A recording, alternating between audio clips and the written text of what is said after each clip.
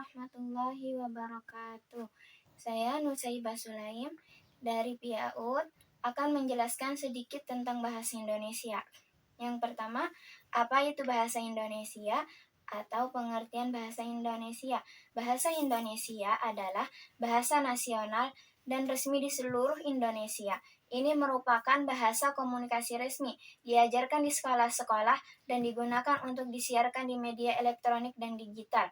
Bahasa Indonesia lahir pada 28 Oktober 1928. Fungsi dan kedudukan bahasa Indonesia. Pemahaman masyarakat terhadap kedudukan dan fungsi bahasa Indonesia dapat menjadi dasar dalam menumbuhkan jiwa nasionalisme kaum muda dan pelajar. Dalam hal ini, bahasa Indonesia diketahui mempunyai dua kedudukan, yaitu sebagai bahasa nasional dan bahasa negara.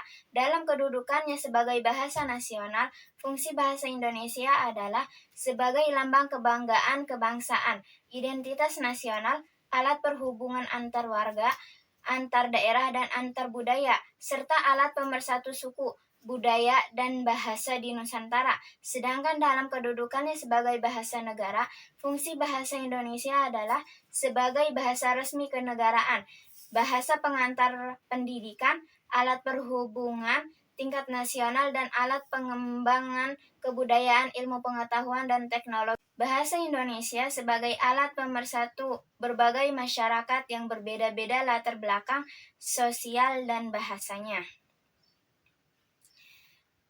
Bahasa Indonesia bukan hanya menjadi bahasa nasional, bahasa Indonesia memiliki pengaruh yang lebih luas, yakni sebagai alat pemersatu dan ketahanan bangsa. Sebab selain sebagai alat komunikasi, bahasa Indonesia memiliki kekuatan yang menjadi identitas suatu bangsa.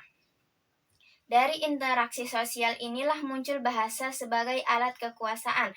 Kata-kata yang terlontar dari seorang komandan akan berbeda hierarkinya dengan kata-kata seorang prajurit, jelasnya. Sekian dari saya.